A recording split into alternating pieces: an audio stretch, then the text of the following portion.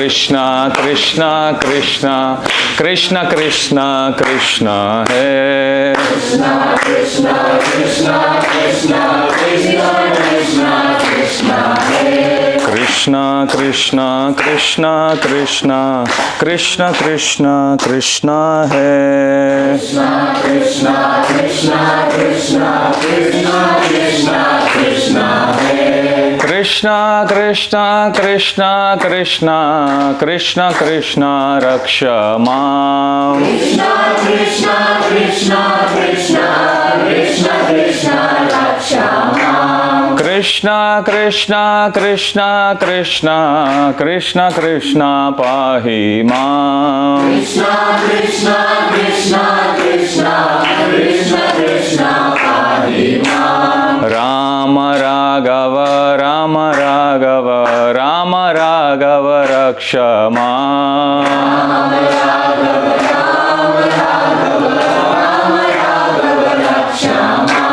Krishna Keshava, Krishna Keshava, Krishna Keshava, Pahi Mam. Krishna Keshava, Krishna Keshava, Krishna Keshava, Pahi Mam.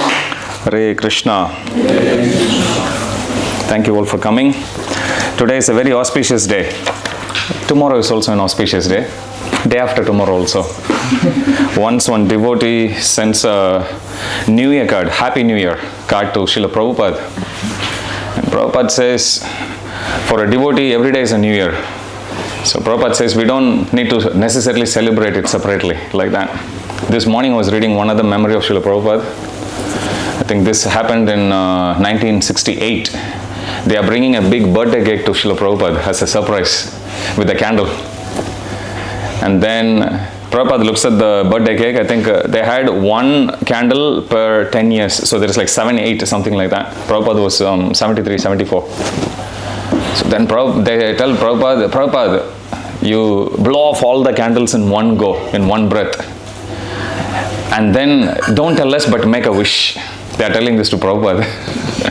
And Prabhupada very happily complies. He closes his eyes and then he blows everything. And then everyone claps. Prabhupada, you did well. And then they ask Prabhupada, Prabhupada, make a wish. Prabhupada said, what will I wish? I wish only for Krishna, like that he says. And then he cuts the cake and he distributes to everyone. Very sweet pastime. Many instances you will see Prabhupada, he just encouraged the devotees in whatever little way. Once one disciple gets initiated, he was very young, something like 18, 19.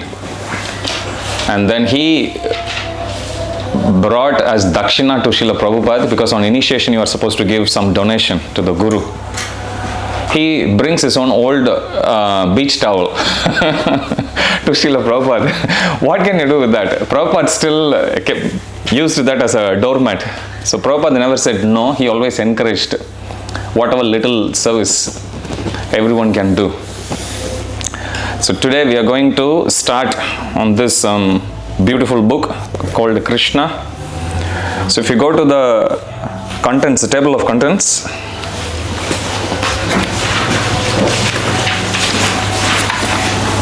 so there you can see, you don't need to wait for us to cover the chapter. You can always read. You will never fully get your head around all the names and pastimes in the first reading. When we read again, hear again, repeatedly you hear, that's when some names will sink in, still you will forget some. Again keep reading. Okay, so you can go through this anytime, any pastime. You don't need to even go sequentially here. You can just pick any pastime you like. Once one disciple, who is Prabhupada's servant, he asks Prabhupada, when Prabhupada said, open the Krishna book and read. First thing he asked Prabhupada, but this is your own book. Prabhupada said, no, I didn't write it. Krishna dictated, I just scribbled it, I just wrote it. And many times Prabhupada would have his disciples read out from Krishna book, and Prabhupada would especially be very animated when Krishna kills the demons. So the disciples will very specifically choose some pastimes where Krishna is actually killing some demons. So in one instance, When Prabhupada said read from Krishna book, one disciple was very frantically searching which demon Leela should he read out. Prabhupada says, what's the problem? No, Prabhupada, I'm choosing some Vrindavan Leela. Prabhupada said, no, just open the book, read from anywhere. Krishna is like a sweet ball. Doesn't matter whichever side you bite. It will always be sweet. So Prabhupada had his own very sweet way of putting things. So let's read from the very first chapter, the advent of Lord Sri Krishna. Prabhupada wrote this book as a summary. So we will go through them, but we won't go through line by line or page by page. I will still narrate it as much as possible sequentially, and any particular sections that we come where I think you may not be familiar with, everything is important of course, but some areas which if you are not familiar with, you can also read along with us. Like after we finish reading today, you have another week. If you have any questions, you can underline, bring it up, and you will always have questions in this. As I said, this is not the first time. Mahabharata I started reading in 2009. For me, just to register all the names, it took me 10 years. Mahabharata has 200,000 verses. I read in summary form only, story form only. But even the story form took so many years because there are so many characters, so many stories, so many sub-stories. It's like Panchatantra, so it takes time. Krishna book is also like that. There are a lot of characters, the scene changes, the personalities involved changes, the devotees who Krishna is dealing with changes, mood changes, the mood of Vrindavan and mood of Mathura, Dwaraka, everything is different. Okay, so let's start the advent of Lord Sri Krishna. Once upon a time, which is 5,000 years ago, Mother Earth, it is said in the scriptures, we have 7 mothers. We have touched on this point before. Can any of you help me mentioning at least one of the 7 mothers? Yeah, keep going. Earth, yes, anything? Nurse. Sorry, who is that? Nurse. Nurse. Oh, you are nursing. Yes, remember that. Yes, nurse. Cow.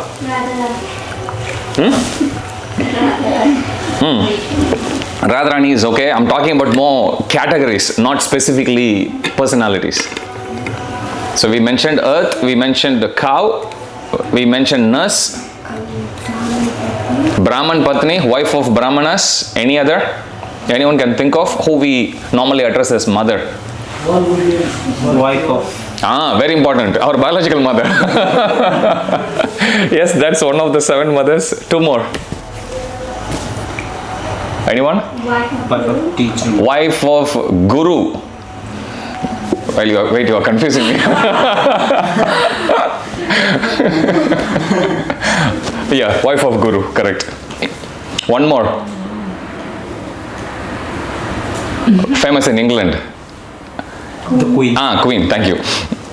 Okay, so there are 7 mothers altogether. Atma Mata, which is our biological mother, Guru Patni, wife of the Guru, Atma Mata, Guru Patni, Brahmani, wife of Brahmana, Raja Patnika, Patni of Raja means the queen, Denu, which is the cow, Datri, nurse, Tata Prithvi, earth. Okay, so these 7 personalities are our mothers. So when you are just in an open space and you think, oh, I have nobody else, no, your mother is right there. You are standing on the mother. So we can never be alone. Forget about I feel lonely. Lonely means you are without knowledge only. Otherwise, even Krishna is with you, within you all the time.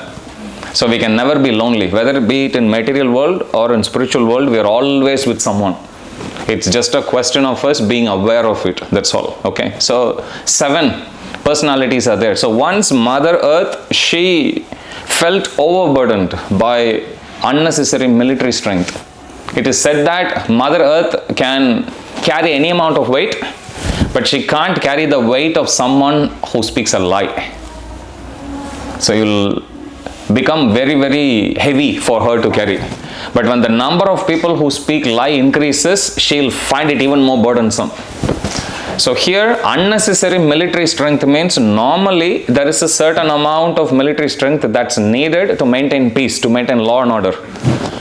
Unnecessary means when the demons start to hoard so much and when they become increasingly powerful. In one place, Prabhupada says that they were making atom bombs even in 70s. Prabhupada says because they are making nuclear weapons, which means they will use at some point. What's the point in saying, I'll just keep it, I'll make it, but I won't use it? Prabhupada said it never works. If you make it, you will use it. There is a story once of a Brahmana. In the Puranas it's given that he was very, very pious, very truthful, very virtuous. So much so that at one point, Indra felt a little threatened by him. That if this Brahmana continues to increase his piety, at some point he would come and occupy my throne. Feeling this way, Indra goes, in those days there is no banks. Many things are free in Vedic times. Take a guess, what are the things that are free in Vedic times? Water. Okay, anything else? Air, which is still free. You are laughing, soon they'll start to sell that also. In some countries they are selling. Anything else? Food is not really, yeah, in one sense, yeah, people are more charitable. So Grahastha duty, when one couple got married, they went to Prabhupada and they asked, Prabhupada, we are Grahasthas, what is our number one duty? Prabhupada said, Grahastha means before you eat your food, you go out to your gate, outside of your home, and you call out, is there anyone who is hungry? Is there anyone who is hungry? Is there anyone who is hungry? 3 times. And if nobody answers, if somebody says, I am hungry, then you have to first serve them. After they are taken care properly and they go, then you go and have food. Prabhupada said, this is Grahastha ashram. Grahastha means that you become the parent of the other 3 ashrams. Brahmacharis are your kids. Sannyasis are your parents, so to speak. Vanaprastha, people who have retired, they are also your parents. Sometimes I come across, especially some youth saying, I want to get married, but I don't want to work. Then I said, it doesn't work like that. Either if you are simple, you remain simple alone. What's the point in marrying? I'm saying, I want to work. Then who is going to take care of you? What about your dependent? So it doesn't work like that. Okay, whether we like it or not, it doesn't matter. We have to take care of our dependents. Prabhupada says in one place that even for Supreme Lord, he cannot say, I don't need to take care of my parents. So Prabhupada says, no matter how great a personality is, one should take care of their parents. Because they have sacrificed, they have given us so much. And then Prabhupada takes it one step further, saying, so the atheists, they have no grounds when they say, I don't believe in God. He is our supreme parent, which means you need to take care of him also, not just our material parents. Everyone we need to take care. Understand? So here once, Bhumi Mata, who is worshipped, sometimes she takes the form of a cow, sometimes, coming back to Indra's story, one day he felt threatened, so he, in those days, I always keep jumping, you have to keep bringing me back. Okay, I started telling a story, I went back. So, Indra, he felt threatened. In those days, there is no bank. But some things are free. Education is free. You don't need to pay. No education loan. Astrology is free. You can just go to any Brahmana. Brahmanas will be taken care by the kings and the Brahmanas in turn would serve the society. Medicine is free. Nobody charged medicine in those days. Charged for medicine. Okay, many things are free. Bank is also free. Because there is no bank, in those days what they do is if they have to keep something very valuable, they'll just leave it to the Brahmanas. And the Brahmanas would keep it. They won't give any interest back, but they'll keep it safe. Because nobody will go steal the Brahmana. Everyone knows. You can imagine the consciousness of the people in those days. Even in nowadays they say in some countries it's like that. Don't try this in our countries. Japanese, they say they are very, very truthful generally. Okay, some Southeast Asian countries will come across. So when Indra felt threatened, he just said, please take care of my sword. And then he went. This Brahmana first saw it was very nicely fashioned sword. sword. He picked it up and he thought like, wow, this is so good. Is this how the Kshatriyas fight? He started to imitate. And lo behold, when Indra came after 2 weeks, this Brahmana, because of his association with the sword, he had already gotten too far away from his virtue. Passion got increased simply by his association, not even with another person, simply with that article. So Prabhupada says, if there is unnecessary military strength means war will come. And Prabhupada has warned. And then one disciple expressed a very grave concern. Prabhupada, if everyone started to use nuclear weapon, then this world will be destroyed. Prabhupada laughed it off. Prabhupada said, man doesn't have capacity to destroy the world. Maya dakshena prakriti. Search the verse. Who has Bhagavad Gita? Maya, M-A-Y-A. Maya dakshena.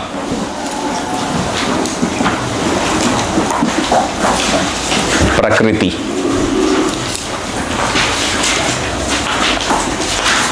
Did you find it? What's the verse number? 9.10. Did you find it in the index? Maya, M-A-Y-A, dakshena, D-A-K. Okay, Maya dakshena. 14.12. Is it 14.12? 9.10. Maya dakshena prakriti. 9.10. Okay, Apeksha, you can recite the verse. We will follow you. Maya dakshena prakriti suyate sacharacharam hetunanena kaunteya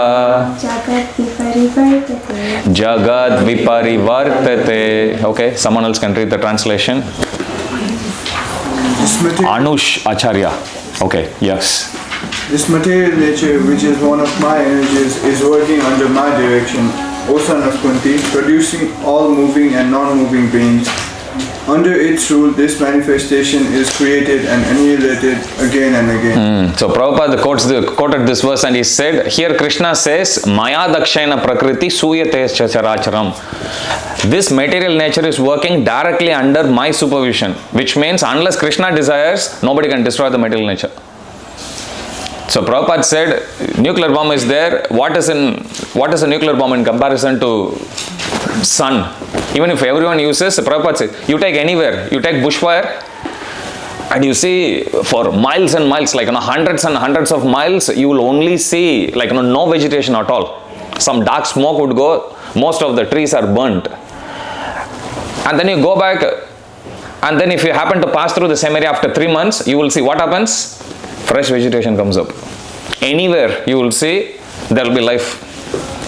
So Prabhupada says, unless Krishna desires, there cannot be any destruction. So Prabhupada said, we don't need to bother.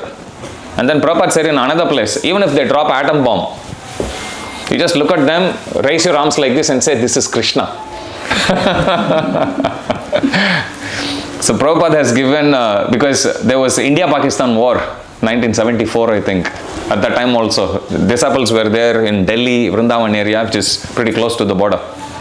Okay, so you will come across many instances where Prabhupada said, so here, Mother Earth, feeling burdened by that, she went and cried to Lord Brahma, accompanied by all the different demigods.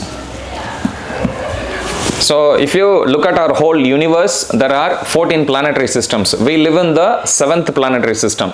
Okay, our planetary system is known as Bhuloka. Then there is Bhuvarloka, Swargaloka, Maharloka, Janaloka, Tapaloka, Satyaloka. Brahma lives in the 7th planetary system from us.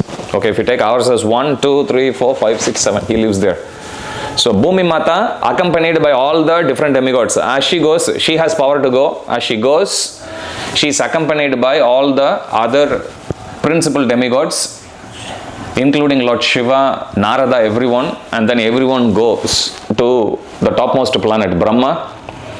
Actually, there's a technicality there. I won't complicate your lives for now. So accompanied by Brahma and all the other demigods, they go to an ocean of milk. There is one place which is a spiritual world within this universe itself, and that is where, in English it's called as the pole star, In Sanskrit, that is the Dhruva Nakshatra. So that's the place where Vishnu lives, and that's where Dhruva Maharaj also lives. And just like we have saltwater ocean, there is ocean of milk there. Technically, it's known as Shira. Shira means milk.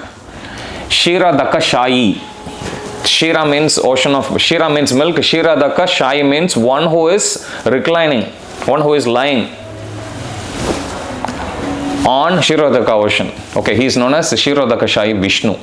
So some movies or some cartoon you might have seen, some doors open and then you will see Vishnu and his lotus feet is massaged by Lakshmi ji.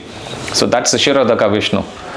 So Brahma, accompanied by all of them, including Mother Cow, she takes the form of, or Mother Earth, she takes the form of a cow. They go to the shores and Brahma sits in meditation. Whenever there is trouble within the universe, he goes to that shore, sits and meditates, and everyone also worships the Supreme Lord with selective prayers. There is a specific prayer called Purusha Shukta.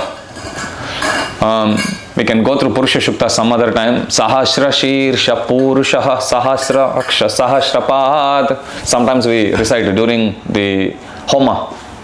Okay, so this is Purusha Shukta. This prayer is specifically used to pacify, to glorify Supreme Lord Vishnu. So they all go there and they recite those prayers. Brahma sit in meditation, and from within his heart, Lord Vishnu reveals or speaks, which only Brahma could hear. And Brahma then relays the message to all the demigods. What is the message Brahma gets? Lord Vishnu says, "Oh my dear Brahma, I know the purpose why you have all come here. I am aware of the unnecessary military strength that's going on and about the atrocities of all the demons on planet Earth. Soon I will descend down along with my associates.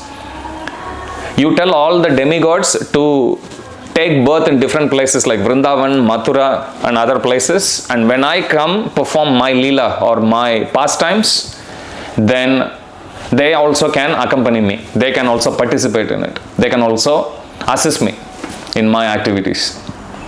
So then Brahma opens his eyes, communicates this message to everyone. So this is how Krishna Leela starts. This is like the first scene. If any of you become a movie director later and you take like a Mahavatar Narasimha, you know who is the original avatar is. So remember, this is the first scene. So this is what is mentioned here. In the Vedic mantra, so if you go to the first page, the advent of Lord Krishna, at the bottom, Srila Prabhupada writes, in the Vedic mantras, there is a particular type of prayer called Purusha Shukta. Generally, the demigods means everyone except Vishnu, everyone except Krishna is demigod. Okay, so demigod means all Devata, Indra, Chandra, Varuna, Vayu, everyone. Okay, so generally the demigods offer their obeisances unto Vishnu. Obeisances means you fall flat on the ground. It's known as dandavats. Danda means stick. If you let loose a stick, what will the stick do? Tap. Actually, that's how we are supposed to fall, because we'll break our bones. We are like, one, bend your knees, go down and do. Actually, this is what we are supposed to do. Tap. That's why it's known as dandavats, like danda. Okay, how a stick falls, like that we have to fall. Don't try this in home. Or you can try on your bed maybe. Even that is risky. Okay, so Supreme Personality of Godhead. Generally the demigods offer their obeisances unto Vishnu, the Supreme Personality of Godhead, by chanting the Purusha Shukta. It is understood herein that the predominating deity of every planet can see the Supreme Lord of this universe. Prabhupada writes further down, 2-3 lines later, there is a planet within this universe called Shweta Dvipa, which is the pole star, and on that planet there is an ocean of milk. It is understood from various Vedic literatures that just as there is an ocean of salt water on this planet, there are various kinds of oceans on other planets. Somewhere there is an ocean of milk, somewhere there is an ocean of oil, and somewhere there are an ocean of liquor. Who would like to go there? And many types of liquids. The Purusha Shukta is the standard prayer which the demigods recite to appease the Supreme Personality of Godhead, Shirodakashayi Vishnu. Because he is lying on the ocean of milk, Om Tadvishnu Paramam Padam Sada Pashyanti Suraya. There is one verse. Normally, if you take Islam, any Muslim, if you see, they would always offer namaz on the direction of Mecca. Have you seen it? Or at least heard about that? They worship impersonal form of the Lord, but they still face the direction. Face the direction of Mecca. Next time if you speak to any Muslim, you can ask them. They face the direction and then they offer. Now this is a standard culture even in Vedic scriptures also. This verse say, Om Tadvishnu Paramam Padam Sada Pashyanti Shurayaha Divi Chakshuratatam Tadviprasho Vipinyovo Jagrvamsa Samendate Vishnu Riyat Paramam Padam. Even the Devatas, they look towards this planet called the Shweta Dvipa, wherever they are. Some demigod may be even in subterranean planets somewhere. Still they will face the direction of the Lord and they will offer their praise. It's given like that. Okay. So here, that's what Prabhupada writes. So this is the beginning of Krishna Lila, wherein Mother Earth complains and Vishnu says, sure, I will come down. And then you fast forward. One day in a place called Mathura. Mathura is the place in which we have this famous village called Vrindavan, which is where Krishna personally appeared. So in Mathura, there was a big marriage ceremony of two people, Vasudev and Devaki. They both are the parents of Krishna. But this particular narration that's given is about their marriage. So this is even before, this is the marriage of Krishna's father and mother, Vasudev and Devaki. So they are married. So in those days, because the girl, after getting married, they would go to the husband's home. And because the girl may actually find very lonely, very much deprived of the association of their family members, she has to go alone. So just to pacify her, usually her brother or cousin brother would actually go with her, along with her and her husband to her husband's home and make sure she is happy there settled, and then they would come back. So in this case also, when Vasudev and Devaki, they both are married, Devaki's cousin, which is Kamsa, he was driving the chariot. Devaki's brother. So he was driving the chariot, and as he was driving the chariot, there was a sound that came from the sky. It's called Akashvani. Akash is the sky, Vani is the sound. And the Akashvani said, oh you fool Kamsa. Kamsa was a big demoniac ruler, very powerful king. But the Akashvani said, oh you fool Kamsa, why are you driving this couple? Don't you know that the 8th child that is going to be born to this couple will kill you? As soon as Kamsa heard that, he immediately put the reins of the chariot or the horses. He raised his sword ready to kill his sister. Can you believe? Prabhupada says this is the nature of the demons. On one hand, they'll be very, very nice, but then when they flip, they'll go to the opposite end. I was feeling very sad about, there was one Charlie Kirk in US. You know, such an influential speaker, very conservative. He speaks from Bible. Very influential speaker among the youth. He just goes to a college and then they just shoot him. I think they are yet to catch his on the neck, and they are yet to catch the one who had actually shot at him. They have some suspects. Happens like that. You know, such an influential personality just goes like that. So in this instance also, Prabhupada says he is actually going on a marriage procession. And if you read this section, you will see, if you go to page 18, you will see Devaki's father, what are the different gifts he had given to Vasudev. Who can read that? The full dowry contributed. It's different book. Yeah, I can read, find out. Once upon a time, Vasudev, the son of Surasena. Who has found in the new edition of the book? Share the page number. Once upon a time, Vasudev, the son of Surasena. Must be in the second page or the third page. Third page. What's the page number? 3. 3. Okay, so it's in 3. Okay, read that. Once upon a time. Gyalbu. Once upon a time, Vasudeva, the son of Surasena, just after marrying Devaki, was going home on his chariot with his newly wedded wife. The father of Devaki, known as Devaka, had contributed a sufficient dowry because he was very affectionate toward his daughter. He had contributed hundreds of chariots completely decorated with gold equipment. At that time, Kamsa, the son of Ugrasena, in order to please his sister Devaki, had voluntarily taken the reins of the horses of Vasudeva's chariot and was driving. According to the custom of Vedic civilization, when a girl is married, the brother takes the sister and brother-in-law to their home. Because the newly married girl may feel too much separation from her father's family, the brother goes with her until she reaches her father-in-law's house. The full Listen to this. So this is the full dowry. Now we have to be mindful. In those days, dowry is optional. These days, people demand. That's not what was done in Vedic times. In many times, actually, you will see the husband gives the dowry in exchange for the girl she is marrying. Like that, you will see. Unfortunately, in modern days, the boys' side, they actually demand for the dowry. It's not like that in Vedic times. So here, the father is sending. Why is he sending? So Devaki's father is Devaka. He is sending the dowry because he loves his daughter so much. So as an expression of his love, he is sending so much gifts. Okay, someone else can read the full dowry contributed by Devaka. Some Mataji? Anyone? Go on. The full dowry contributed by Devaka was as follows: 400 elephants fully decorated with golden garlands, 15,000 decorated horses, and 1,800 chariots. He also arranged for 200 beautiful girls to follow his daughter.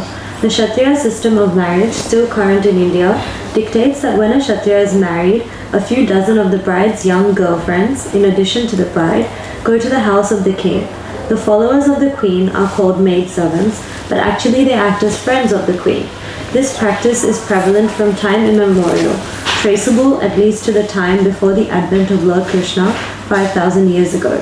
So Vasudeva brought home another 200 beautiful girls along with his wife Devaki.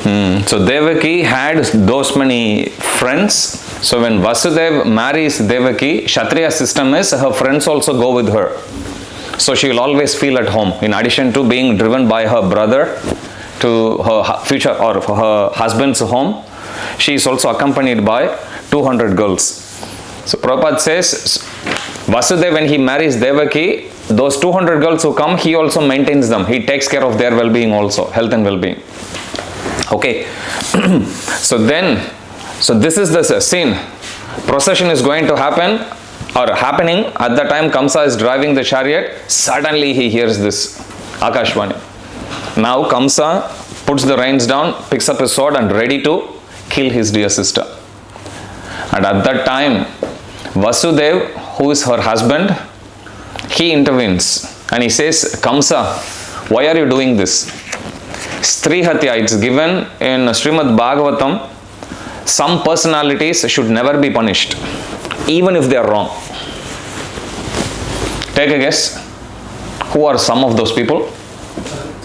Louder? Child. Okay, child. Brahmana, okay. All people, yes. Stree. Don't take undue advantage of that. A woman, even if she does mistake, you know who says this? Krishna says this. It's in the first canto of Srimad Bhagavatam.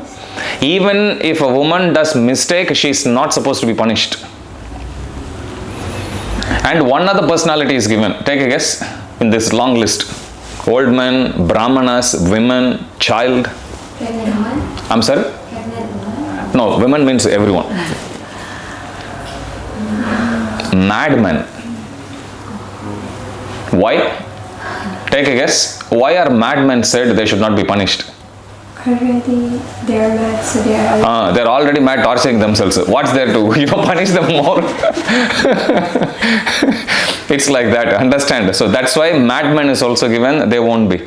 Okay, so Vasudev, he reminds Kamsa that, this is your sister. First of all, this is a woman, and second, she is your dear sister.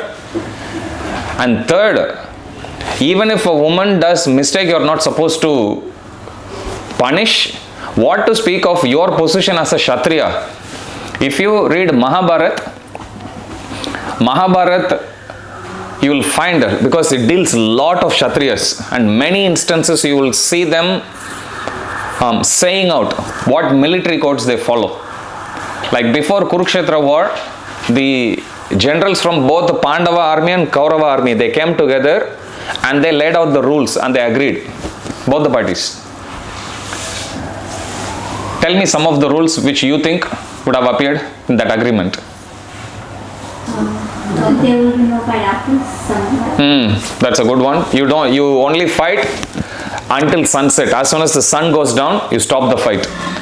They used to follow that so strictly that Prabhupada says during daytime they'll fight till death, and at night time they'll go to each other's camp and they'll have good time with each other. Hey, how did you like my Brahmastra today? How did you like my killing today? Oops, is that what I actually caused you today on your body? Like that. They would do that. Okay, anything else? They would even go for charity. Sometimes they would go to the opposite side and they'll say, I'm finding it so hard to kill you. Please tell me. It happened. Bhishma Dev, Pandavas go and ask him. Oh, grandsire, please tell us, you are invincible in the battle. Please tell us, how can we kill you? And then Bhishma Dev tells them how he can kill them. They say, okay, we'll execute you tomorrow. And they execute it. Yudhishthira goes to his teacher, Dronacharya. And then he asks, oh, my dear teacher, please tell us, how can you be defeated? Dronacharya says, as long as I keep my bow in my hand, there's nobody within the three worlds who can defeat. Somehow if I lose interest in the battle and drop my weapons, that's the time you have a chance. Yudhishthira Maharaj makes a note. That's how each one of them, they corner and they kill each one of them. It's a very interesting section. If you are after any action movies, forget about Avengers. Look at you can read them. As I said, it took me like 10 years to get my head around just the names. It's very, very interesting. You can meditate on them. Okay, so you don't fight with each other after sunset. Anything else? Only fight with the same level. You only fight with somebody who is in the same level as you in your skill. Anything else? Don't attack someone when they are unarmed. Before attacking someone, you always say, Savadan. Have you watched Mahabharata? Anyone watched Mahabharata movie, serial? Yes. Always you say, beware, I'm gonna attack you now. Okay. Savadan means get ready. So always you call out so the other person, which means you don't fight with the other person off guard. That's what it means, when the person is without guard. If a king is actually accepting defeat and surrendering at your feet, don't kill them.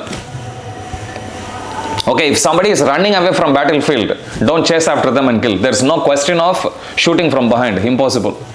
Understand? And you don't use celestial weapons against mere mortals. Like if you are a great warrior and you have done enough penance to get a lot of celestial weapons. Can you think of any celestial weapons you have come across in any of the stories? Brahmastra, very famous. Anything else? There's some disc. Sudarshana. Yes, Sudarshana disc. That's a celestial weapon. That's even greater than celestial weapon. Transcendental weapon. Any other astra you have come across? Trishul. Trishul. Yes, Shiva has got Trishul. Pashupatastra. Pasupatinath temple you have. How many of you have been to Pasupatinath temple? What a silly question, right? Even I have been also. So, Pasupatastra you will come across. Like that you will come across. Varnastra. So many different astras you will come across. Okay. So these astras are celestial weapons. They can be used against only those who can also use similar weapons. Understand? So if the other person is not qualified, they use only normal bow and arrow, then you can only use against them the same level of weapons basically. So these are some of the rules. So this is for Kshatriyas. Here we are talking about two Kshatriyas. So Vasudeva is intervening and he is saying, hey, you are a Kshatriya. What to speak of killing a woman who is unarmed? You are not even allowed to kill. You are not even allowed to attack somebody without weapon. If they have taken shelter, she is your sister here, she is under your care, under your protection. How is this justifiable? And then Vasudev speaks to him with logic, telling, you see, as soon as we are born, we say we are like, I'm 45 years old.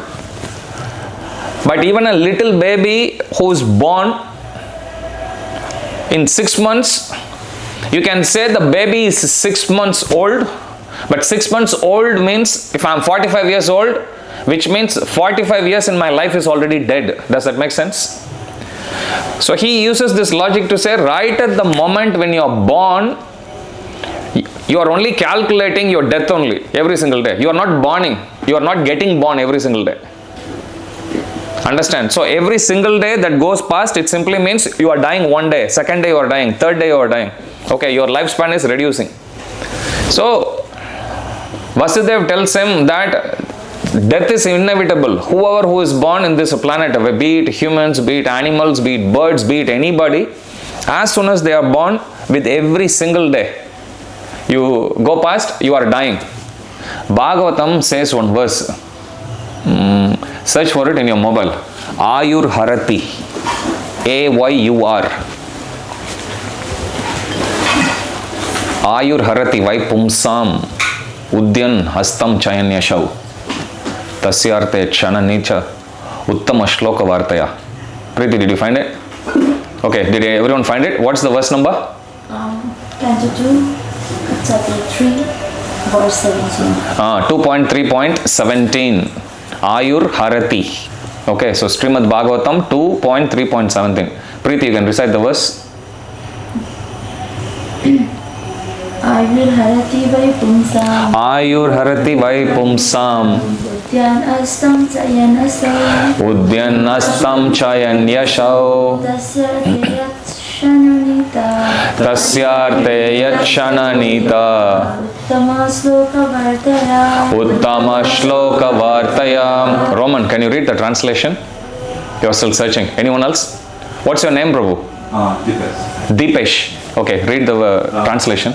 Both by rising and by setting, the sun decreases the duration of life of everyone, except one who utilizes the time by discussing topics of all good personality of Bhakti. So in today, if you take, it said Ayur Harati Vaipumsam Udyan Astam. Udyan means sunrise, Astam means Astamana, sunset. With every sunrise and sunset, Ayur Harati, your life is taken away. Every sunrise and sunset means you have lost one day. Terms and conditions apply. Except, this principle applies for everyone except those who is engaged in Uttama Shloka Vartaya, who is engaged in discussing about Krishna. We are discussing for probably an hour. So today, you are dead only for 23 hours. How many of you chant? Okay, good. Almost all of you. So chanting, if you take half an hour, then add another half an hour to that 1 hour. 1.5 hours, you are not dead. If you want to remain immortal, now tell me, what should you do? Chant. Always you should remember and think about Krishna. I'll tell you one thing in Ramayana. How many of you know the 3 brothers or 2 brothers of Ravana? Yes? Kumbhakaran, correct. What's your name? Akar. Akar. What does Akar mean? Like Akar. Ah, wow. Fantastic. It's like alphabet, eh? Akar, good. So Kumbhakaran, who is the other brother? Vibhishan. So when they were young means like, in their youth, they go to do tapasya towards Lord Brahma.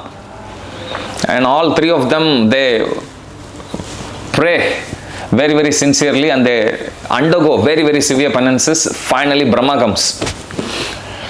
Brahma comes right in front of Ravana first. So then when Brahma asks him, what boon would you like from me? Ravana says, make me immortal. Whenever somebody tells Brahma, make me immortal, what Brahma tells them? Even I am not immortal. How can I make immortal? If I make a promise to you, at least I should live long enough to keep up the promise, correct? If I give promise and I die, what's the use of that? So he says, impossible. Ask me something else. Then Ravana thinks, and then he gives a big list. I should not be killed by Devatas, not Daityas, not Danavas, not Yakshas, not Gandharvas, not Vidyadharas. You go through that whole list. When it comes to humans, he thinks, if I add humans in this list, that is such a big insult for me. It's like, you go and pray to Krishna, Krishna, please protect me. For what? From an ant. How will you feel?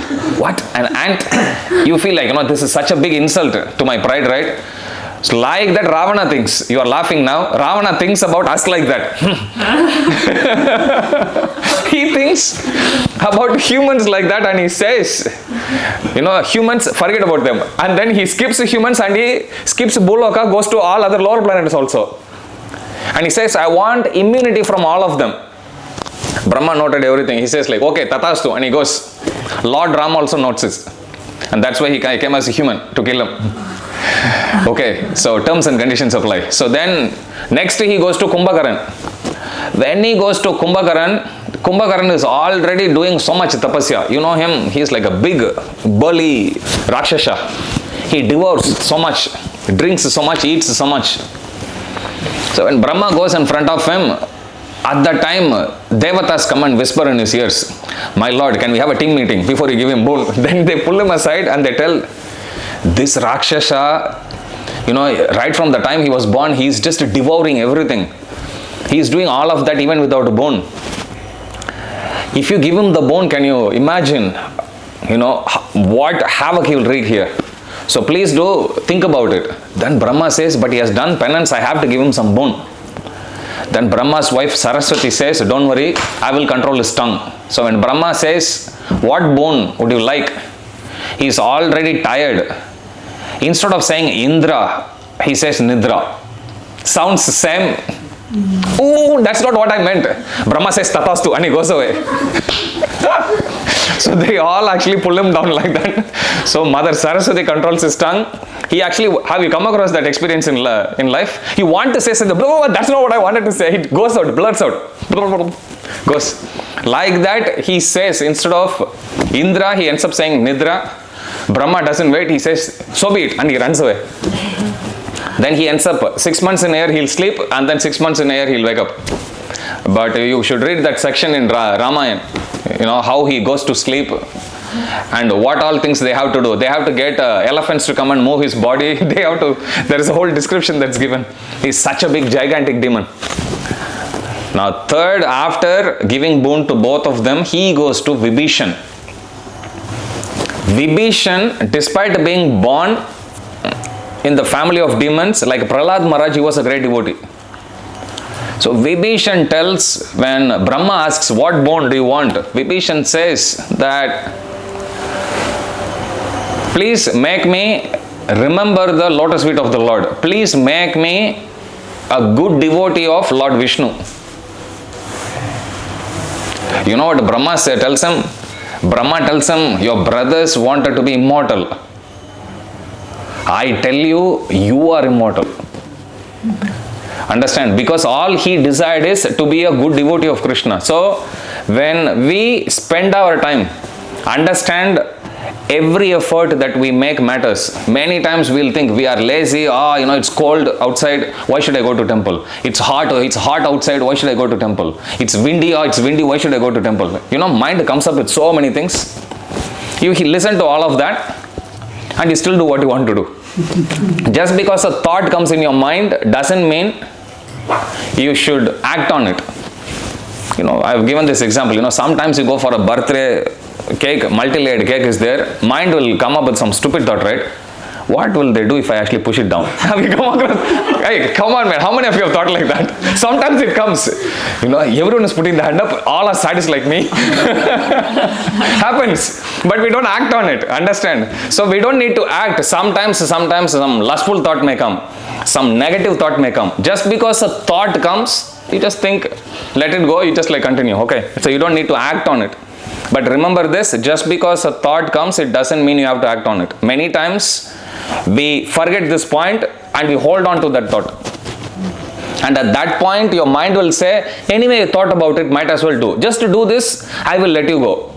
and then you go ahead and you do that, mind will turn against you and it will say, stupid, why did you do that? You look at it and like, hey, you are the one who pushed me. Okay, mind, that's why we shouldn't put our trust in it. Okay, so Ayur Harati Vaipumsam, with every sunrise and sunset, our life gets cut away, except the time when we are engaged in doing devotional service. But if our whole life is devotional service, you may be thinking, but I'm a student or maybe I'm working. How can I do devotional service? You are already doing devotional service. Most of you are already donating, even though you are students. I am very grateful for that. Doesn't matter the amount. Most important thing is you are thinking, right? Yes, I have to give something. I have to do something. That is something that is very pleasing to Radha Gopinath. Understand? To the desire, to the extent we like to serve them, to that extent they will also give us resources. But don't wait until you get a lot of resources. Whatever we have now, give something. Then you go to a certain level, give something more. Something more. I remember when I joined Krishna Consciousness, this is in 2006 when I came to Sydney. At that time I joined as a bronze member in Gopinath Seva. It was $31 then also. $1 a day. So then one day I went to one program. And then the speaker actually asked me, Prabhu, we are doing fundraising here. At that time, initially I gave $30 a month, then $60. I think at that time I was giving $500 or something a month.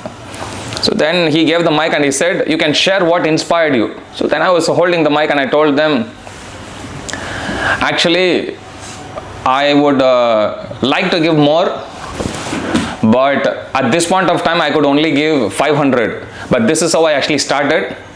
One day, I like to give $1,000 a day. Everyone laughed. But it comes to pass now. Desire.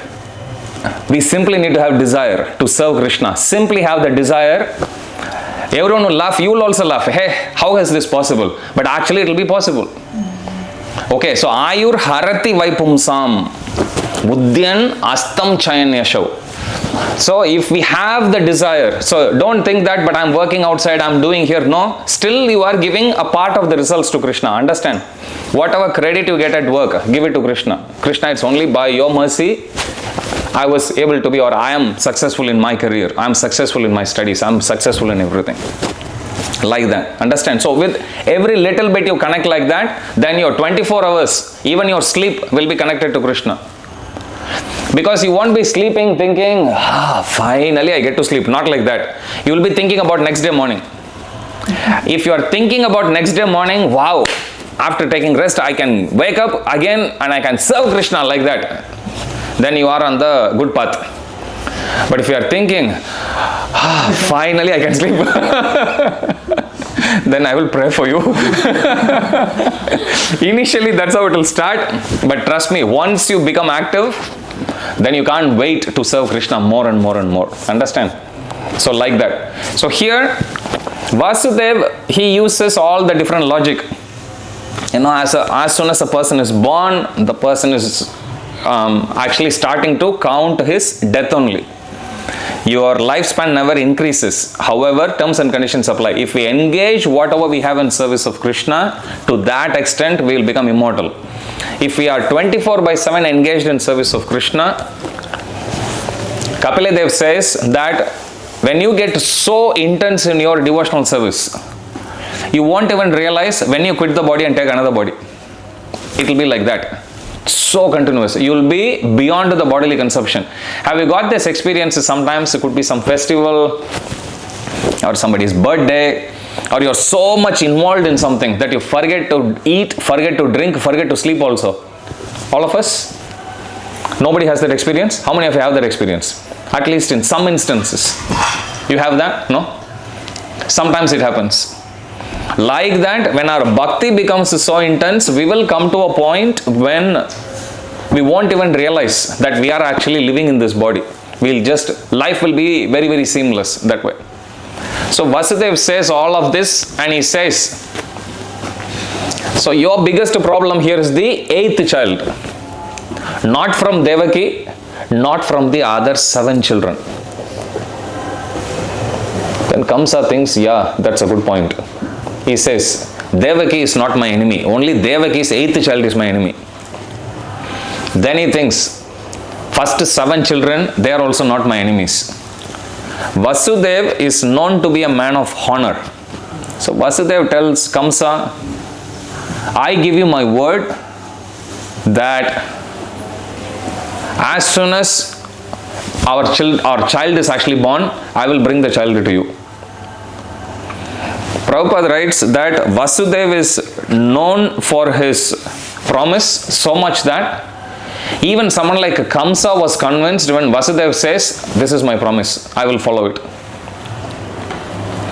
And then he lets them go. And then soon after, Devaki was blessed with the first child. Vasudev, true to his promise, he brings the first child. When Kamsa sees the child and sees Vasudev, Kamsa's heart got so much moved that he told Vasudev, I am so touched by your integrity, you please take the baby. This baby is not going to harm me as per the Akashvani, so you take this baby. But then Narada Muni thinks, Kamsa is becoming a good guy. If he becomes good, it will take a long time for Krishna to come down. So Narada Muni, he comes down and he tells to Kamsa, Kamsa, let me tell you a secret. I heard from reliable sources that all Devatas, all celestials, they are born in different places. Especially they have taken birth in Yadu dynasty, in Bhoja, in so many other places. Vrindavan, everywhere they have taken birth. And he also reveals to Kamsa about his previous life. In his previous life, Kamsa was born as a demon by name Kalanemi. You can read the description about Vishnu killing Kalanemi. It's a very, if you are into action movies, that's one section in Bhagavatam you can read. Kalanemi actually rides on a lion and Vishnu rides on Garuda. There is a beautiful description that's given, the fight between both Vishnu and Kalanemi. Of course, Vishnu comes victorious. He kills Kalanemi. Kamsa was Kalanemi in the previous life. So then when Narada Muni reminds him, he rejuvenates his desire to seek vengeance against Vishnu. Now, as I said, why is Narada Muni coming and telling all this information to Kamsa? So that Kamsa will continue to do his atrocious activities. So Krishna's birth can be accelerated. You know why? Kamsa is a bad guy. He was driving the chariot. I told you there was a voice from the sky. Whose voice was that? Not Narada Muni. Some other devatas, some gods, right? If Kamsa is a bad guy, why are they tipping him off? Why are they giving him that information? They should have kept quiet, right? Okay, let Krishna take birth and let Krishna kill him. If you are in that position, if you have an enemy, what will you tell? Wait, one of my friend is coming. The 8th guy who is coming is going to kill. Is that what you will tell them? What will you do? You just keep quiet, right? Is that my enemy? No, he's your friend. We lie also. Why do you think the demigods, they alerted Kamsa even before any of the child was born? Any guesses? Hand up. Hand up. Hand up. Okay. So that he will think of him. Okay, so that he will think of him. That's a very good point. Anything else? Okay, Chrissy. So he's good karmatic. Right away when he does the bad thing and then. Okay, so similar to what Narada Muni did. Okay, Salan. So that he knew this day is coming, he will be more scared and try to stop his death. So he will start doing more to that. But it will work against the demigods, right? Why are they tipping him off when they know if that guy is on alert, chances for him to overpower them is even more, because already he had dominated. Some things when we read, it won't fit in our logic. The Acharyas say the reason why the Devatas, they let out that information is, they were thinking, here is Kamsa driving a chariot. Who is Kamsa driving in the chariot? But who are they in relation to Krishna? Mother and father. So they were thinking, hey, he's driving Krishna's father and mother. If he does a bit more devotional service, then he'll accrue so much devotional credit that nobody can kill him. So they want to stop his devotional service. For that they say, hey, actually they are the ones who is going to give rise or give birth to a child that's going to kill you. Then he stopped his devotional service. Goes to show how powerful devotional service is. Even demigods know about it, and demigods, they wanted to stop his seva. That's why they tell him. So some places same way. When Narada Muni comes, it will look like, no, hey, looks like Narada Muni has ganged up with Kamsa against Krishna. No. Narada Muni wanted Krishna to come soon. So some places you will see he goes and he accelerates the process here. So that's what Narada Muni does here. So now when Narada Muni alerted, Kamsa is in no mood to listen now to whatever his compassionate mind says. So Kamsa is thinking, I'm not going to trust. If Vishnu is going to be born as the 8th child, then I can't take the chances. 8 means, is it 8, 7, 6, 5, 4, 3, 2, 1? Is the first child the 8th child? Or is it going to be in ascending order? Then he thinks, I can't trust Vishnu, because Vishnu in the past has cheated many people, correct? He comes as Vamanadev, small dwarf Brahmana, and he comes in front of Bali Maharaj. And then Bali Maharaj says, Brahmana, what can I do for you? He says, just give me 3 paces of land. He is already small. Bali Maharaj then tells him, do you know my lineage? My father is Virochan, grandfather is Prahlad Maharaj, great-grandfather is who? Hiranyakashipu. My Guru Maharaj once gave a class on Narasimha Chaturthasi. Then he tells, now we will find who are all sleeping in the class. Then at the end of the class, he says, Narasimha Bhagavan ki, then everyone says Jai. Prahlad Maharaj ki, everyone says Jai. And then he says, Hiranyakashipu ki, then some people say Jai. He said, those are the people who slept during the class. Hiranyakashipu is the villain here. Why are you saying Jai for him also? So, he knew about what Vishnu can do. So, Vishnu says, just give me 3 steps. But then, Bali Maharaj says, 3 steps, this is the lineage that I come. You ask for anything you want. I can give you a whole planet. You know what Vamanadev tells him? Vamanadev gives him nice instruction. He says, if one is not satisfied with 3 paces of land, one will never be satisfied even if they get all the 3 worlds. He already hints at him. Bali Maharaj still says like, no, I want to give. Are you sure? He says like, yes, I give. And then he shows his form, and then in 2 steps itself he measures everything, all 3 worlds. And then he arrests Bali Maharaj also. For what? You went back on your promise, like that, because he said he'll give him 3 paces. He can take 3 steps of land in his kingdom, like that. So Kamsa was in no mood to compromise. Kamsa was in no mood to take a risk. So Kamsa thinks this is not going to work. I have to start killing every baby. So then he changes his mind, goes, grabs the baby, dashes the baby to death. Likewise, as soon as every baby is born, he goes, grabs, dashes them, throws them against the wall, killing them. Like this, he kills 6 babies. Don't worry, Krishna will come later and bring all of them back. Many times I tell you, Vedic stories, Madhurena Samapayat. There is no poignant ending in Vedic story. There is always a happy ending. So, Krishna will revive all of them back, and they will go back to spiritual world also. You will see them later. So, after killing 6 babies, Krishna then calls Yogamaya. Yogamaya, if you want to know who is Yogamaya, if you go to our altar, you see Jagannath, Baladev and Subhadra Maharani. Subhadra Maharani is Yogamaya. She is wife of Arjuna. She is Yogamaya. Yogamaya means Krishna has got 2 energies, Mahamaya, which is Durga or Parvati. She has the Trishul, she rides on the lion. This whole world is known as Devidam, which means this whole world, material world, belongs to, or it's being governed by Durga only. That's why this place is known as Devidam. Higher than Devidam is known as Maheshdam. Maheshdam is where Kailash is. Kailash is in the spiritual world. Okay, Shiva is there. That's known as Maheshdam. Above Maheshdam is Haridam. That's the spiritual world where Vaikunta planets are there. Understand?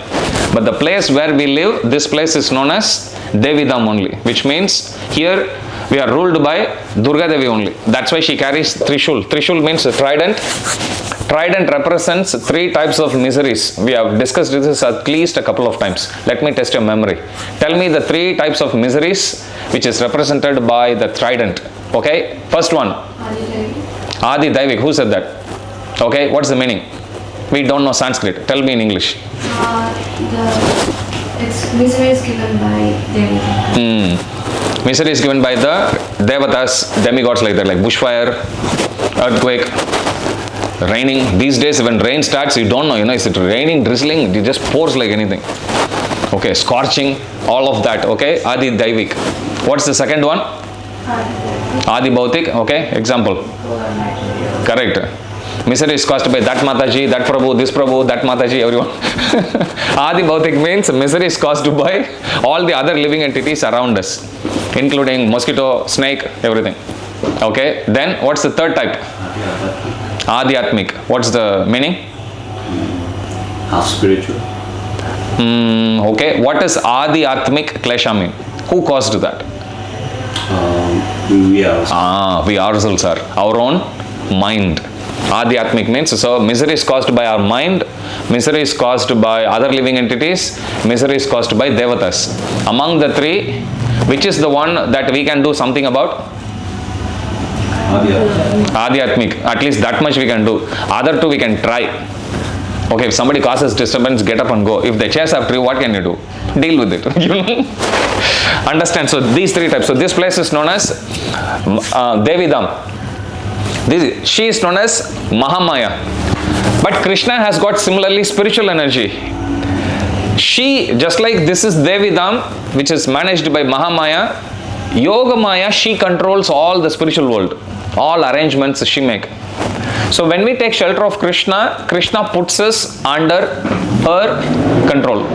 And then she takes care of us. So Subhadra Maharani takes care of us.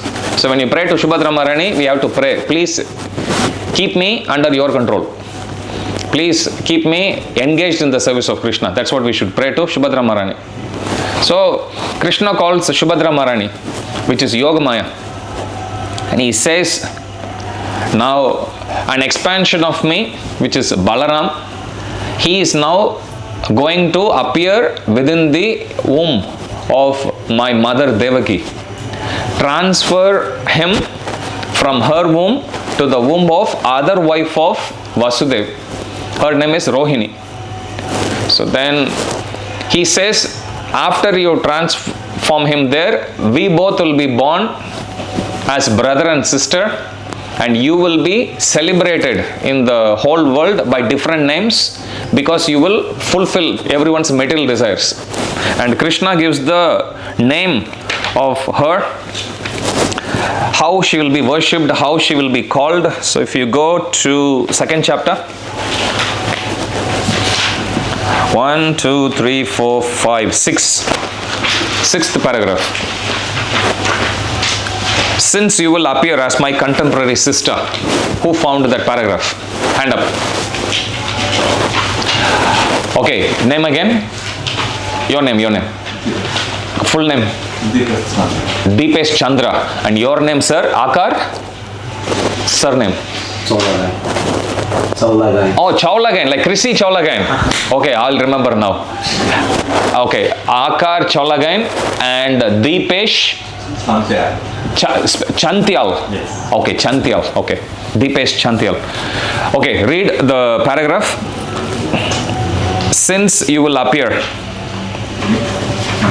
Since you will appear as my contemporary. So this is Krishna speaking to Yogamaya. Okay, read. Since you will appear as my contemporary sister, and since you will quickly satisfy desires for sense gratification, people within the world will worship you with all kinds of valuable presentations.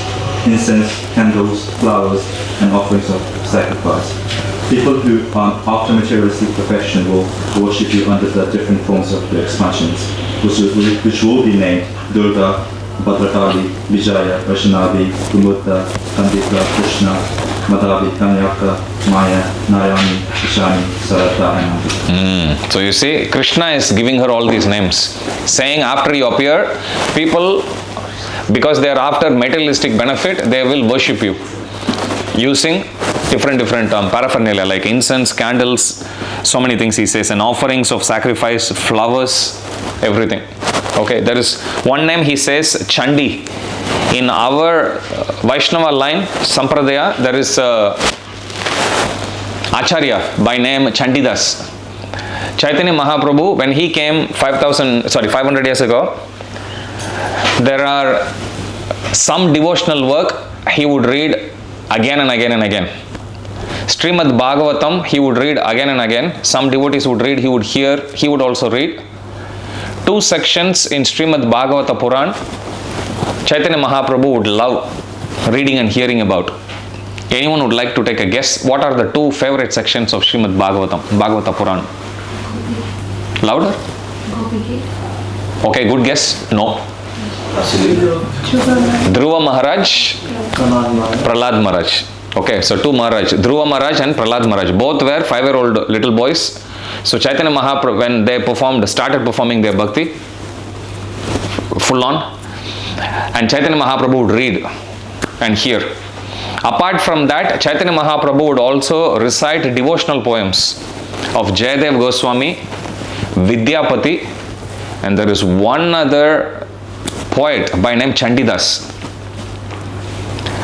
Now Chandidas, Chandi here Krishna is giving, she is one of the name of Mahamaya only. How can somebody be Chandidas and Chaitanya Mahaprabhu is reading? So this person,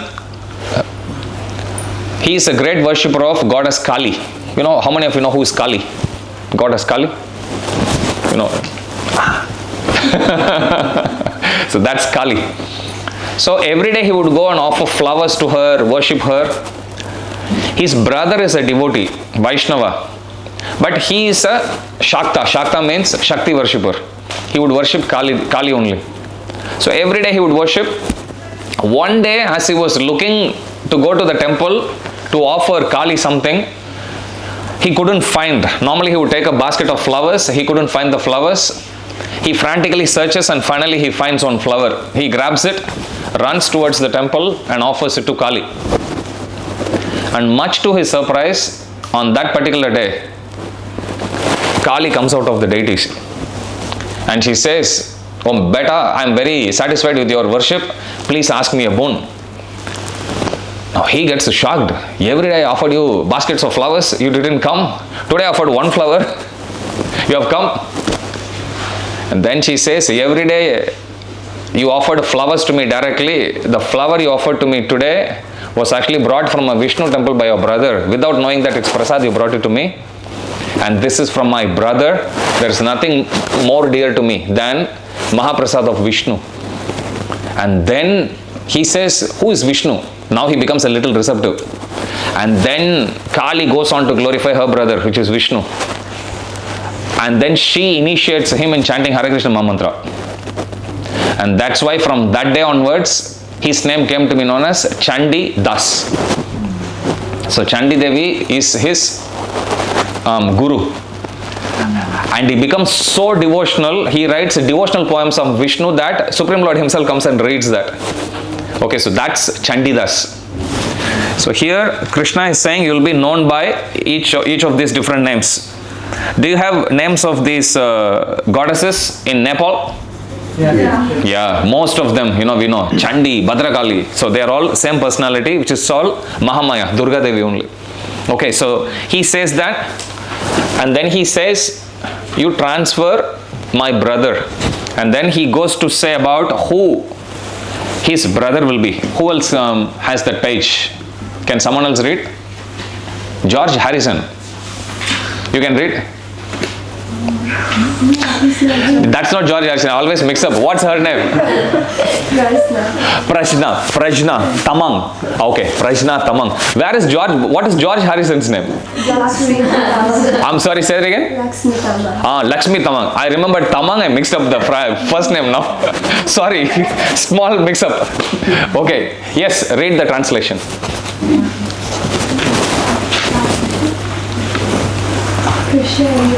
No, sorry. The Lord declared to Yogamaya, my plenary expansion Ananta.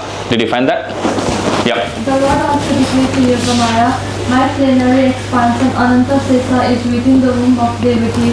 On account of being forcibly attracted to the womb of Rohini, you will be known as Sankarsana and will be the source of all spiritual power or Bala, by which one can attain the highest bliss of life, which is called Ramana. Therefore, the plenary portion Ananta will be known after his appearance either as Sankarsana or as Balaram. So he is telling, this is my brother who is already appearing in the womb of my mother Devaki. Transfer him from her womb to the womb of mother Rohini. Rohini is also one of the wives of Vasudev. Rohini is also the sister of Vidura. Come across this personality called Vidura? Okay, so Vidura, Dhritarashtra, Pandu, Vidura. Vidura's sister is also Pauravi, also known as Rohini. Okay, so that is Lord Balaram. And Krishna is telling, Ananta means unlimited. Because he has unlimited hoods, his glories is also unlimited. He will be known as Sankarshana. Why? On the account of being forcefully attracted to the womb of Mother Rohini. From one, normally if somebody takes birth in one womb, they just stay there and they come out. But from here, he is getting attracted to go there. So this is known as Akarshayati. Akarshani or Akarsha means to get attracted. Akarshayati iti Krishna it's given. Krishna means one who attracts. Because Balaram, even though he is within the womb of one mother, he is attracted to the womb of other mother. Okay, so that's how he gets the name Sankarshana. He brings the families together, but he also got attracted to move to another mother's womb. Okay, so that's how he gets the name. And he is saying he will also be known as Sankarshana and will also be the source of all spiritual power or Bala. We'll read it later, how powerful Balaram is. Prabhupada says in one place, if we want to attain Krishna, we have to go through Guru. All the Gurus, they come from Balaram only. He is the Adi Guru. And unless, in this case also you can see, Devaki is there. Before Krishna comes, Balaram first enters, he makes the place ready. Because Balaram serves Krishna as his shoes, as his seat, as his bed. Have you seen Vishnu when he lies? Anantasesh. That's the same person. So he comes, just like that you will go, if your spiritual master comes, you will make sure bedding, everything is ready, prasad is ready, like that. Balaram thinks, oh, Supreme Lord is coming, I'll make the womb ready. So he comes first, gets everything ready and he goes out. That's how he comes. So Prabhupada says, then Krishna comes. What it also means is, unless we take shelter of Balaram, just like how here Balaram is making the place ready for Krishna to come, similarly, we have to first receive Balaram within our heart. So Balaram, using his hala means the plow which he carries, using that he will plow the dry barren land of our heart, making it fertile. So when Krishna comes, or when the seed of bhakti comes, it can sprout from within our heart. Understand? So without the blessings of Balaram, we can't get Krishna. So if you come to our temple room, I always say, Balaram has the most expressive face. He smiles. Even from far you can see his smile. So always go in front of him. He likes seeing people. He looks around, So he is very naughty. So you can pray to him that our heart becomes receptive to get the mercy of Krishna. Normally when we offer prayers, we should be as detailed as possible in our prayers. I always say this, which means you tell to Krishna that I want to become your devotee, this is how I am trying. So you tell him the detail. And you please help me with this. Then Krishna will help, he will see. But if you sit very lazy and you say, Krishna, please make me a devotee, Krishna says, okay. and he won't do anything. You know, there is a story. One beggar goes in front of a shop owner, and he says, hotel owner, and he goes to him and he says, oh, best of all charitable persons, oh, one who is born simply to give people charity, one who never turns anyone away. He starts to glorify like that. When he hears this, the hotel owner yells inside to the cook, hey, I have a guest here, please cook biryani. Now the beggar becomes very happy. He continues to glorify more. It's only because of you. We get rains 3 times a month. He says, wait. Then he says, please add a dessert in the meal. And then he continues. Again giving him more glorification. Again the owner actually tells him, cook. And then finally the beggar very eagerly awaits. Then the hotel owner looks at him and he says, why are you waiting? He says, you asked the chef to cook so many things. He said, look, you said all these things which you cooked up from your imagination just to please me. Like that to please you, I told him, you know, make biryani, make this and everything. This is my reciprocation with you. Get lost, he tells him. Point is, when we go to Krishna, we have to tell Krishna, don't delegate everything to Krishna. Then what are we doing? So we have to pray to Krishna that Krishna, this is what I am going to do. Can you please help me in this? I'll tell you one instance in Mahabharata. The day after, how many of you know who is Abhimanyu? Okay, Abhimanyu is the son of Arjuna. He was unfairly killed one day. And there was one guy who is specifically the reason why the other Pandavas couldn't support him. So Arjuna marks him and he takes a vow that tomorrow by sunset I will kill Jayatratha. Jayatratha is Duryodhana had, the Kauravas are 100 brothers. Normally we say 100 brothers are evil. Actually not all 100 are evil. There was one guy who is very dharmic. Even Krishna glorifies him. Anyone knows his name? Vikarna. Okay, Vikarna is very dharmic. He follows the rules properly. Even when Mother Draupadi was offended in public, even at that time he gets up and he censures even other Kauravas also. But even Bhima respects him. But Bhima takes the vow that he will kill all the 100 Kauravas. So because Vikarna happened to be the opponent, he kills him. But then even before killing, he tells him, you know, this is our Kshatriya duty, so we have to fight. But I respect you. After killing him, he circumambulates and he tells him that you will go to the higher planetary region, like that. Okay, so Vikarna is a good person. So normally not, we say 100 Kauravas bad like that. Only 99 Kauravas are bad. One was very good. The Kauravas also had one stepbrother. His name is Yuyutsu. Okay, who Dhritarashtra begot through one maidservant.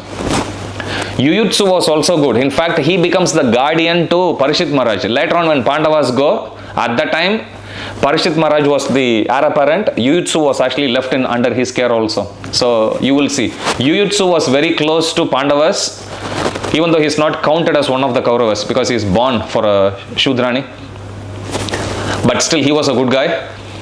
Before the onset of war, Yudhishthir Maharaj actually tells to all the Kauravas, okay, before the first arrow is shot, if any of you want to change sides, you can change sides. Yuyutsu changed the side. He comes to the Pandava side, fights against the Kauravas. He was the only descendant of Dhritarashtra who was alive. Okay, so some details we usually don't talk about, but actually as I said, Vikarna is one of the Kaurava who was a gentleman, who even Pandavas respect. He was a well-wisher of the Pandavas. Yuyutsu also. Yuyutsu went one step further. He joined the Pandavas and he fought. He went against Duryodhana outrightly. Okay, so he takes the vow, Jayatratha, that's the name. So Kauravas, there are 100 in number. They also had one sister, Dushala. Her husband is Jayatratha. So Jayatratha was the reason who stopped the Pandavas because of one boon he uses from Shiva.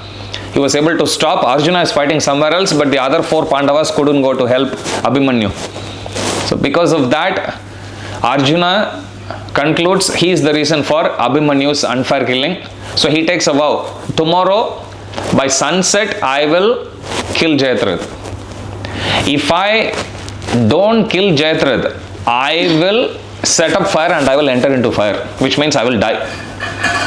When the news reached Duryodhana, Duryodhana thinks, here is a great opportunity. Tomorrow, if somehow or other we protect Jayadratha, then Arjuna will die, whole war will end, we will win, we will come out victorious. So next day he assembles his entire army, and Mahabharata gives a description. So next day Arjuna gets up, morning as usual, the Pandavas, they discuss a strategy. Arjuna wears all the armor, gets onto the chariot, Krishna drives, and then Arjuna describes, when he looks at the whole ocean of army, he tells to Krishna, oh Krishna, look at the army formation set up by my Guru Dronacharya. The army men, they are standing 22 miles wide, 40 miles deep. Can you imagine how many soldiers there will be? 22 miles standing right next to each other and 40 miles deep. And Jayadratha is after that. And he had one day, less than a day actually, just the daytime. And then he tells to Krishna, I will keep shooting arrow, wherever I make a gap, you start to drive the chariot. And that's what happened. By the time the sun comes to meridian, because mind you, they can fight only till sunset. When the sun comes to the meridian, which is like 12 noon, Arjuna had crossed only like about 30-40%. Krishna, while he is driving chariot, he tells to Arjuna that, look, you are very powerful, you are not tired. These horses, even though they are celestial horses, because we are driving them since morning so hard, plowing through this army, they are tired, they need some rest. Arjuna then continues to fight, jumps off the chariot, he continues to keep on killing. And then Krishna tells Arjuna they need water. Then Arjuna uses a weapon, brings a whole hill and a lake along with the sages right in the middle of Kurukshetra battlefield. And then he creates like a small shelter. Then Krishna unyokes the horses, massages their wounds. Horses take drink water, take afternoon nap. All the while Arjuna is still fighting, keeping earth as his chariot, it's given. And then finally when everything comes back, Arjuna shoots another arrow, everything vanishes, goes back from where it came. Arjuna gets onto the chariot, he continues to fight. But then right at the end, he tells to Krishna, Krishna, sun is going to set, there is still many warriors who I have to contend with. Before I can reach, looks like I'm done. Then Krishna tells to Arjuna, don't lose heart, Partha. You use the Brahmastra, take aim at Jayadratha, and I will do something. And then Krishna releases his Sudarshan Chakra, it goes and hides like an eclipse, it goes and hides the sun. Suddenly there is darkness. So the Kauravas, they think sun has already set, so we have won the war. So they let loose the guard and they start to jump up and down. Then Krishna tells to Arjuna, Jayadratha is bad, his father is even more bad. He is doing tapasya even further down.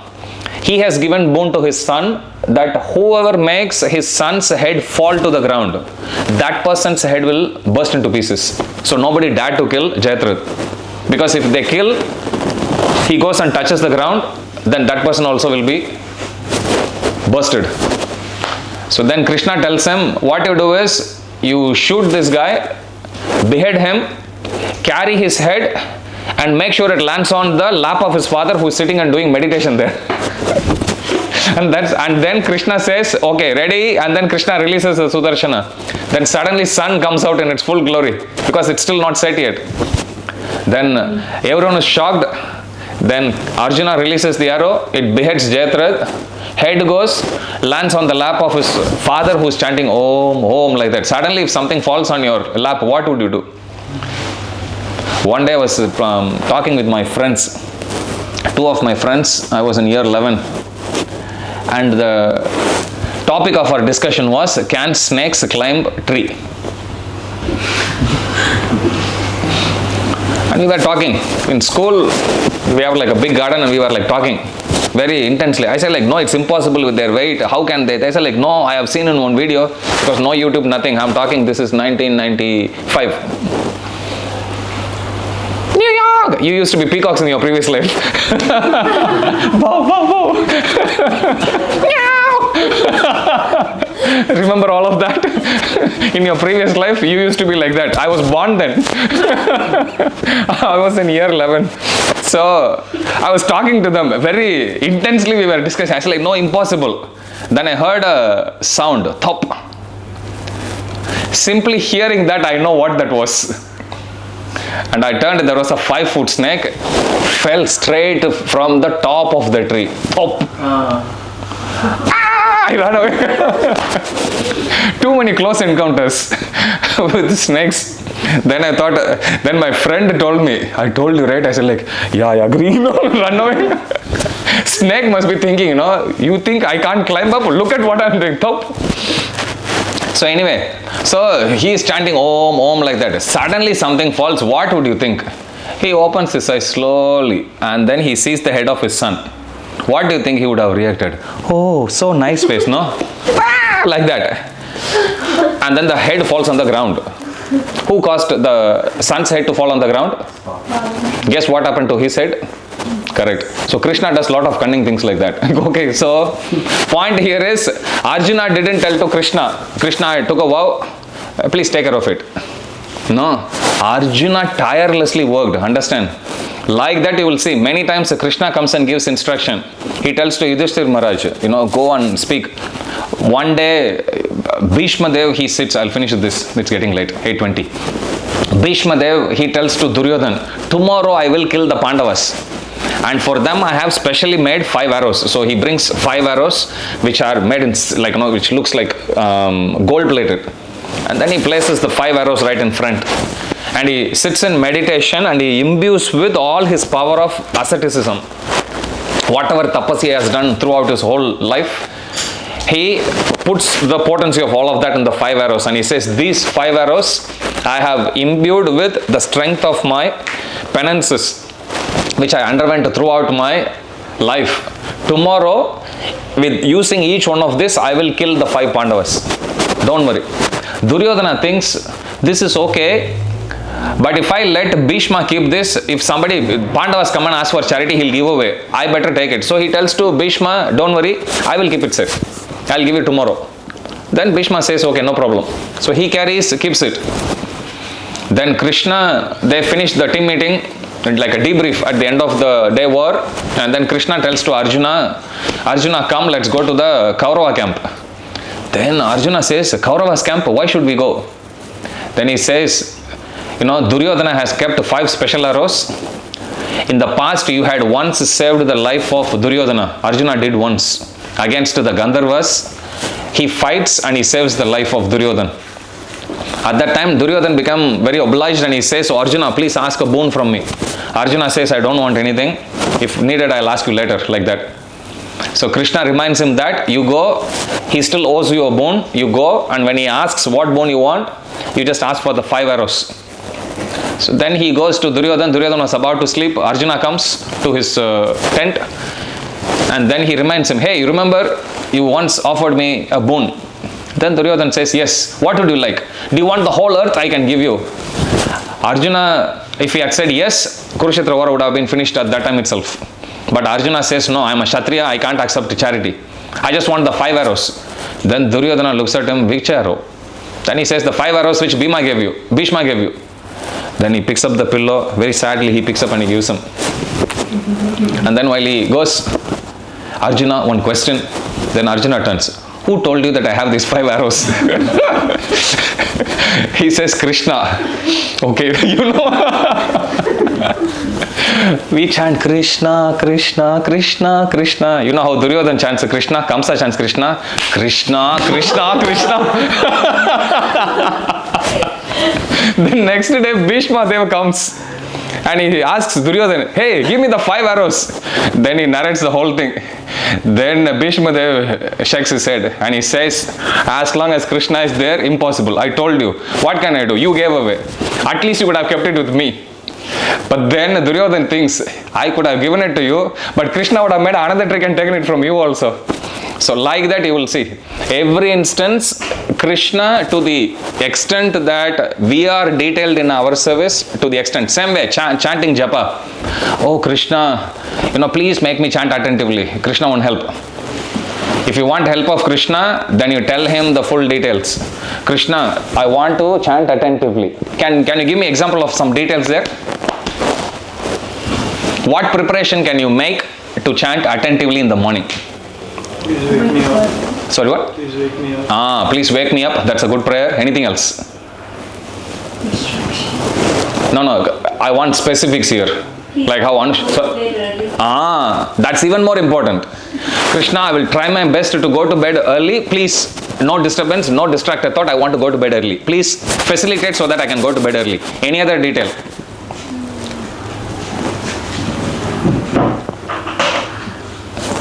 Krishna, please make me not to sleep.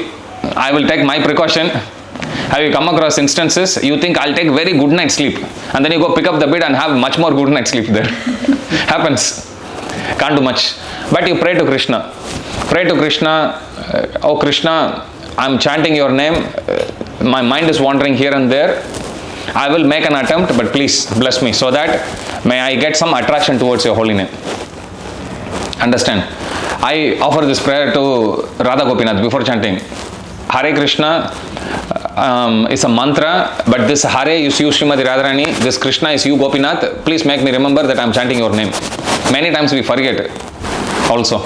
So like that we can be very detailed. The more detailed you go, more you will be committed to the prayer. Your prayer won't be mechanical, and more you will see Krishna reciprocating. And Krishna will always reciprocate. You will be in a mood to understand Krishna's reciprocation also. Understand? So like that you make Krishna your teammate. Then we can do something. So keep this in mind. Offering prayer to Krishna means we need to be detailed like that. Same thing with everything. Okay, want to become rich? Krishna, please make become rich. Hey, make biryani. Like that Krishna will tell you. But you want to become rich, tell to Krishna how you are going to become rich. Okay, Krishna, I will cut down on these expenses. Krishna, I'll do regular saving here. Krishna, I'll do this investment there. Krishna, I'll do whatever. Okay, I'll upskill myself. Like that. Like that you want to be good at something. You want to give good class. You want to remember a lot of verses. Or you want to sing nicely. Anything, again, don't, Krishna, please make me sing nicely. What are you doing? Krishna, I'll do practice properly. Krishna, I'll learn harmonium or mridanga properly. Krishna, I will participate in the kirtan even when other devotees are singing. Krishna, please make my consciousness to be humble so that I can chant your holy name nicely. Like that. With everything, every prayer that we offer, it has to be detailed. To the extent that it is detailed, to that extent you will see Krishna's reciprocation also will be strong. To the extent you keep it mechanical, to that extent Krishna will reciprocate with you same way. We will finish with this verse. Go to the verse, find out Ye yata mam prapadyante. Y-E space Y-A-T-H-A. Ye yata mam prapadyante. Tams tataiva bhajamyaham. Mama vartamanu vartante. Manushya partha sarvashaha. Who found the verse? Hand up.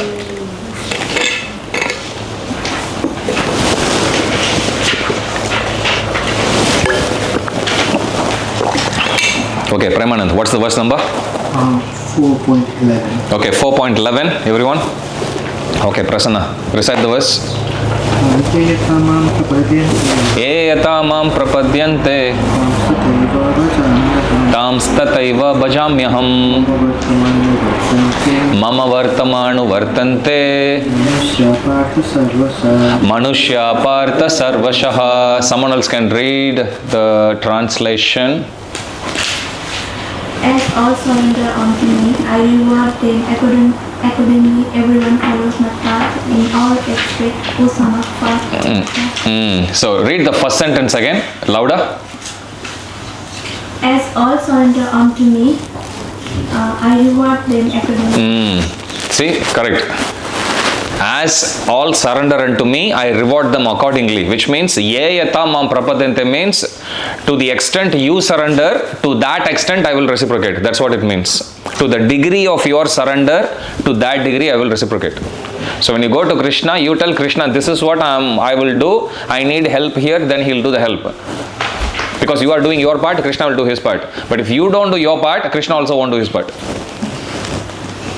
Understand? So worshipping Krishna means it's always a teamwork. We have to put the effort. And you look at what and how pure devotees they acted. Everyone did the same. You take Prabhupada, you take Arjuna, you take everyone, every personalities. Yudhishthir Maharaj, Prahlad Maharaj, Dhruva Maharaj. Dhruva Maharaj, when he was just a 5-year-old boy, 6 months he had to do. Going to the forest, being alone, cutting down on his food, drinking, doing, chanting all the time. Like, it's such a major feat he had to do. Even when he was like barely 5-year-old. So it's not easy to do that. Understand? Because he took that effort, Krishna reciprocated. Like that, we have to do whatever that is within our capacity. Okay, we'll stop there and continue next week. Can serve the prasad. Any questions I'll take now. Jagat Guru Srila Prabhupada ki jai. Shri Shri Radha Gopinath Bhagwan ki jai. Grantaraj Srimad Bhagavatam ki jai. Samaved Gaur Bhakta Vrinda ki jai. Jai Nitai Gaur Premanande.